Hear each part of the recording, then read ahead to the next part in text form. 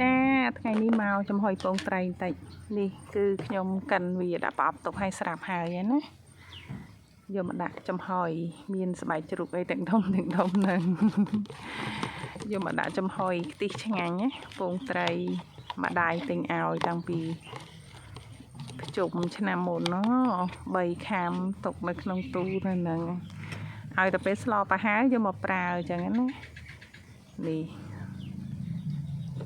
ហើយយើងយកមកដាក់ចំហុយគ្មានចំហុយអីទេគឺចំហុយក្នុងឆ្នាំងបាយយើងឯងឲ្យប្រើស្រាក់អ៊ីនុកយើងហ្នឹងដើម្បីវាមានទឹកចេញមកតិចចឹងមកមានតិចទេក៏ក្រាមមកតំណងដែរនឹងព្រោះកូនស្រីគាត់ចូលចិត្តស្រូបបាយហើយលក់តែគាត់ចូលចិត្តញ៉ាំជាមួយនឹងចំហុយពងត្រីហ្នឹងគឺស្ពៃក្តោបមិនថាចំហុយពងត្រីមិនថាចំហុយសាច់ជ្រូកដាក់ពងទាអីចឹងទេគាត់ចូលចិត្តតែស្ពៃក្តោបទេហើយបន្តមកយើងមានស្លាបមាន់យើងហ្នឹង5ស្លាបមាន់ទៅហើយមានបង្គាក្រៀមមឹកក្រៀមយើងហ្នឹងទឹកពុះឲ្យដាក់បងចូលទៅហើយដាក់សាច់មាន់ចូលទៅដាក់រំងាស់សិនទៅប្រើភ្លើងតិចទៅណាអត់ប៉ះពាល់អីទេដាក់សាច់មាន់ទៅអញ្ចឹងទៅដល់ពេលវាមានពពុះចេញមកយើងដើរមកដួសពពុះចេញទៅចង់ឲ្យទឹកនឹងវាថ្លាបន្តិចហើយយើងងាកមកចាត់ចែងបន្លែយើងអញ្ចឹងថ្ងៃនេះមានឆៃថាយនឹង1មើមធំអញ្ចឹងទៅការ៉ុត1មើមតូចល្មមទៅហើយស្ពៃក្តោបមកគុំក្តោបនឹងដែរតែដកមកជ្រុងទុកឲ្យកូនក្មុំនោះញ៉ាំជាមួយនឹងពងត្រីចំហុយហ្នឹងហើយបន្លែគឺថាហាន់មិនហាន់ទៅតាមតែស្រួលខ្ញុំកាត់កង់អញ្ចឹងឯងហើយស្ពៃក្តោបក៏កាត់ឲ្យវាធំតិចដែរទៅនេះធ្វើបែបហ្នឹងណាងាយរហ័សបានញ៉ាំហើយបើសិនជាថាចង់ដាក់មីអីពេលល្ងាចអញ្ចឹងក៏អាចដាក់បានដែរដាក់មីថែមមកអីចឹងណាយើងស្ងោរឲ្យតែសាបទៅ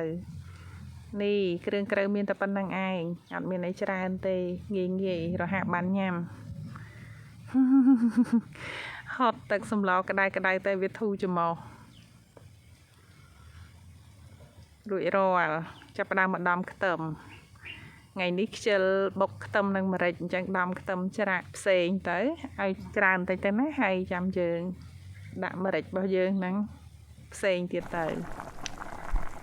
រួចចាប់ផ្ដើមមកផ្សំគ្រឿងសម្លយើងរំងាស់យូរដែរហើយណាមកល្មមចេញជាតិចេញជើ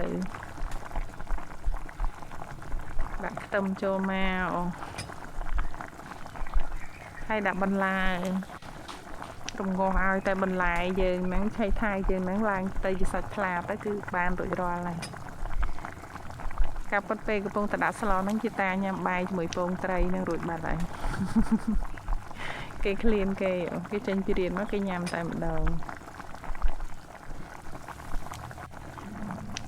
ផ្សំគ្រឿងតាមស្ងោរយើងធម្មតាមកហ្នឹងដាក់ទឹកត្រីដាក់ស្ករបន្តិចប៊ីចេងបន្តិចទៅដាក់ម្រេចយើងឲ្យច្រើនបន្តិចមករួចហើយតែប៉ុណ្្នឹងឯងប៉ុណ្្នឹងហ្នឹងព្រឹកល្ងាចបានល្មម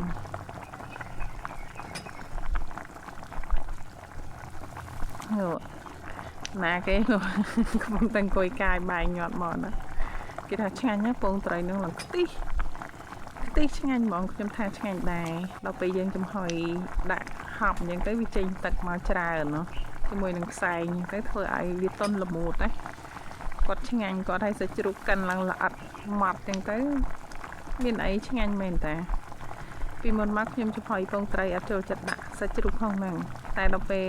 ចាស់ទៅផ្លាស់ប្ដូរទៅយើងចង់ដាក់សាច់ជ្រូកដាក់អីណាពីមុនអត់ទេដាក់តែពងត្រីដាក់តែពងទាហើយអត់ដាក់ខ្ទឹមសទេគឺដាក់បានត្រឹមតែខ្ទឹមក្រហមហើយនឹង